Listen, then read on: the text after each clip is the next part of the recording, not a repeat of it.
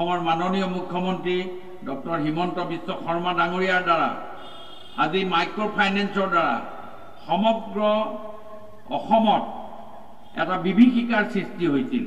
এই বিভীষিকাই মানুহক মহিলাসকলক বিভিন্ন এটা দিশত তেওঁলোকক দিশহাৰা হৈ গৈছিল।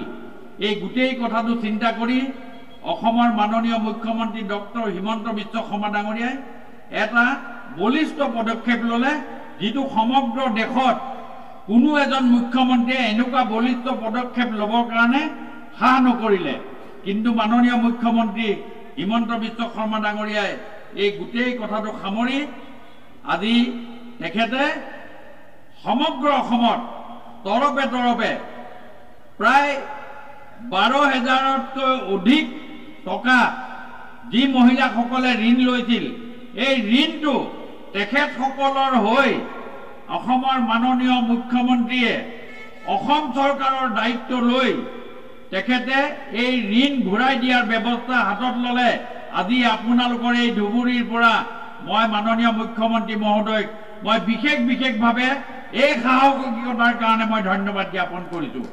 এটকা দুটকা নহয়, আপোনালোকৰ মহিলা আইসকলৰ মনৰ যি চিন্তা, এই চিন্তা দূৰ কৰিবৰ কাৰণে 12,000 কোটি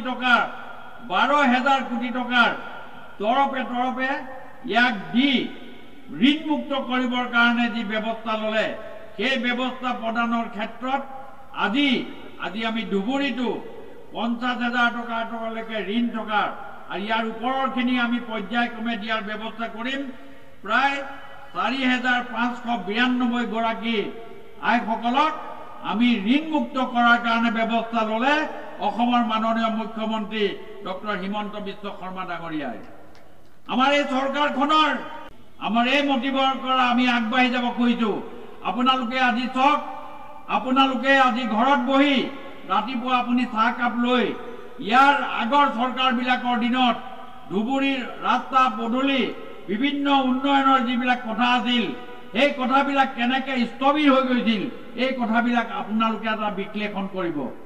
আৰু মাননীয় মুখ্যমন্ত্ৰী ডক্টৰ হিমন্ত বিশ্ব শৰ্মা ডাঙৰীয়াৰ নেতৃত্বত যেতিয়া চৰকাৰখন আহিলে, তেওঁ ভাৰতৰ প্ৰধানমন্ত্ৰী নৰেন্দ্ৰ মোদী ডাঙৰীয়াৰ যি বাক্যই কৈছিল যে সবকা সাথ সবকা বিকাশ, এই কথা সৰগত কৰি মাননীয় মুখ্যমন্ত্ৰী মহোদয়ে আগন্তুক দিনত সকলোৰ কাৰণে কাম দিয়াৰ ব্যৱস্থা হাতত ল'লে।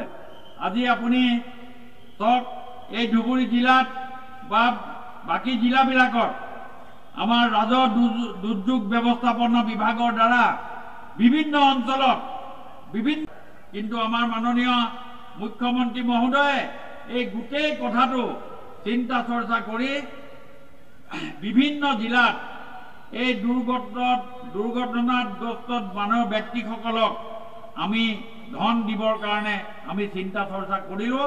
আৰু তাৰ উপলক্ষে আজি ইয়াত ধুবুৰী জিলাত সৰ্বমুঠ 6.31 কোটি টকা সাহায্য হিচাপে প্ৰদান কৰা হৈছে।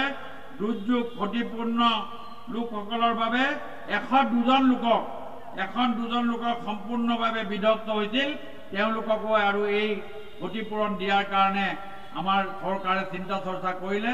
আৰু এই ধাৰাবাহিকতাটো আমি সকলো জিলালৈ সম্প্ৰসাৰিত কৰাৰ ব্যৱস্থা আমি হাতত লৈছোঁ।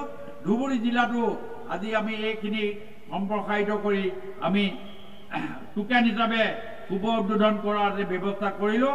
আৰু আগন্তুক দিনত এই গোটেই কথাবিলাক উপায়ুক্ত মহোদয়ৰ জৰিয়তে আমি এই কথাখিনি সুন্দৰভাৱে চিন্তা চৰ্চা কৰিম।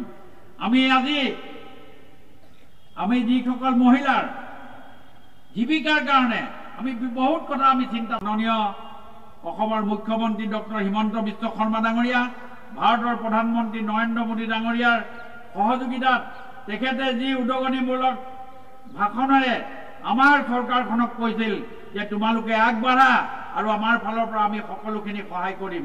এই সহায় সাৰথি কৰাৰ ফলত আমি আগন্তুক দিনত আমাৰ চৰকাৰখনে বহুতখিনি কথা আমাৰ কাম কৰিবলৈ সক্ষম হ'ল।